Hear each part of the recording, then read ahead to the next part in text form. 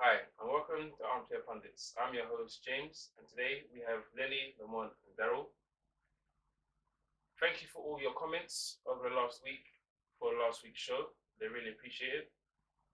Today's topic is based on the mini-series that is potentially going to happen between Real Madrid and Barcelona. Today we're going to discuss and find out who we think is going to come out on top. So let's kick it off.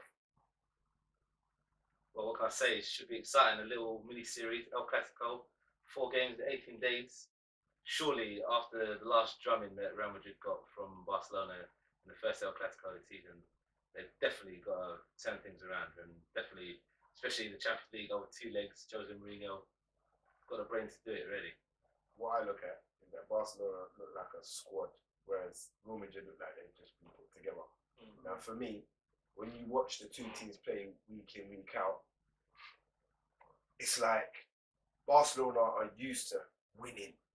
Real Madrid, when the chips are down, they don't look like the same team. When Ronaldo's head is down, they do not look like the same team. If Messi doesn't play, it doesn't necessarily mean that Barcelona are gonna lose that game. Madrid are Ronaldo reliant. Yeah. They're a bit like what Man United was towards the later stages of when Ronaldo was going to leave, when he was getting really on top of his game. I mean, you could say it's down to management, Mourinho, but then you say like his management, is it failing now because he's just lost his first home game? But that was going to happen anyway. Definitely. For me, that was luck. Personally, you guys got to realise that Mourinho at Real Madrid, it's not an easy circumstance, really. It's not for anyone. No. Yeah. And the chairman that they've had have said blatantly, and obviously Perez back in charge now, have blatantly said, look, it's about welcome to exciting football again. Yeah. Not necessarily like the same kind of style of play that Barcelona played, but you know, welcome. Getting fans in the seats. Exactly. Welcome, like back to magnificence. They're saying that, but Mourinho ain't going to be there for that long, bro. Yeah. This is just real. You got to be real. He's not going to be there for that long. It's going to work one of two ways. He's either going to do a lot and then leave, do nothing and then leave. He's not planning to stay for long. I can't see him leaving without achieving anything, to be honest. If he does, and I think over the 2 legs in this Champions League, you know, he's got a chance. Now, like I said, the chairman set out things that they want Madrid to play attractive football. They want to bring in the marquee big players, Galacticos and stuff again. Right? Now, because of that, Mourinho can't do his tactical management, you know, like of being a bit defensive, you know, blocking teams down. He doesn't need to. They don't need to now. They only won. Well, you do against like Barcelona. No, but it's been proved that doesn't work. Fair enough, Mourinho did it once. Well, it's only worked once though, realistically, where he parked the bus in the second leg, and they should have won the game. A goal was scored, and Bojan scored, and it was disallowed. So really, truly, it only worked just because the referee made a mistake. But don't think the way for Real Madrid to beat them, they have to almost play them their own game. Yep. Real Madrid have pace and power. Yeah, down the wings. With their pace and power down the wings, Barcelona defense is shaky. If they get enough goals, if Ronaldo at least just decides, okay, cool, it's not about me today. I've got Kaká in my team.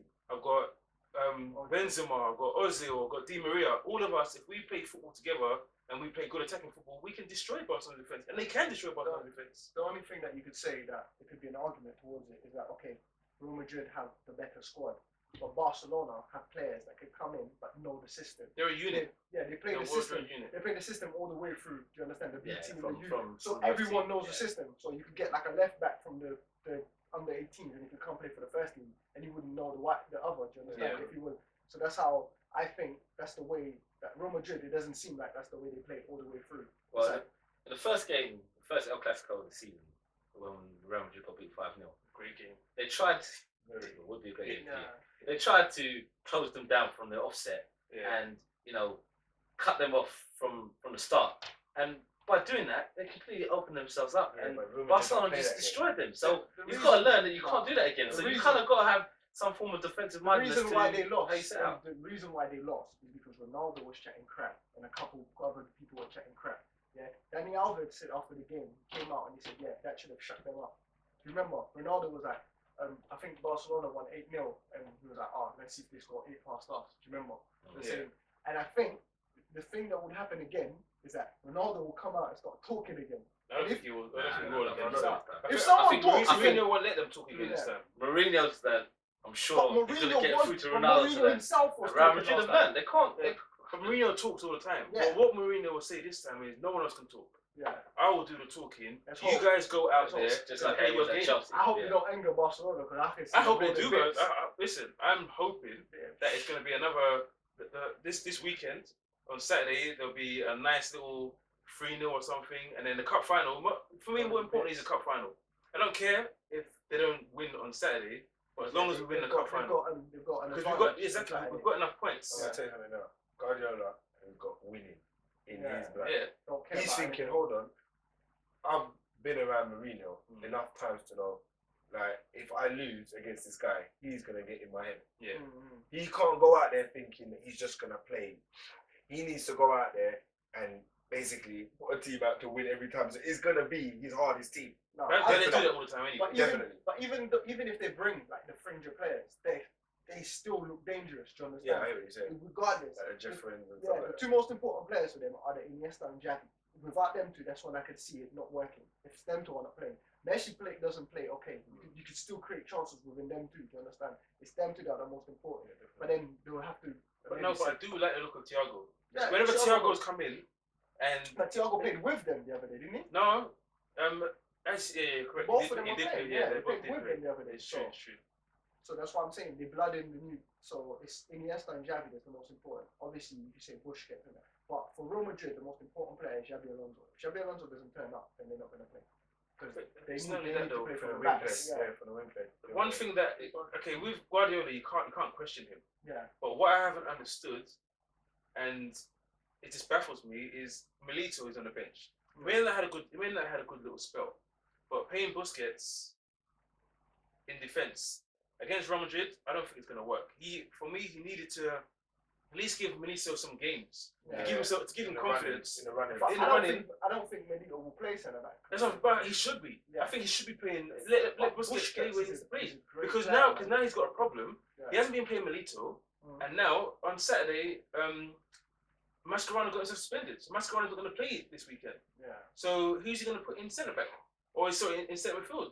Is he going to go for Thiago again? He could go for what's the name again? Well, these things are obviously maybe going to play in Real Madrid's favour. Yeah. No, Kaká's just come back. Yeah. Now that's going to be key. Higuain's back. Yeah. You know, we know what he can do. They could use Adebayor as well, can't they? You know. Adebayor's getting form. But that's why they need a centre back there. When you got someone like Adebayor, I'm not too sure. He was shaky. Adebayor's a very difficult player. Exactly. Yes. But the thing is, Busquets has that look that I should go and handle Adebayor. He's like 6 foot something, and he's most men look like they can handle Adebayor. Yeah, but you can say the same thing about Michael Carrick. When Man United tried to put him centre back, you'd think, oh right, they'll do well. He did well. He did okay. Yeah, they didn't lose. It's not the same caliber. It's not the same caliber of opponent. It's not even a caliber. You got to look at the game. Yeah. Like, we didn't play against a team like Real Madrid. Yeah. Like Real Madrid have got like their front four have got what it takes to literally rip your heart out and just put it right in the back of the net.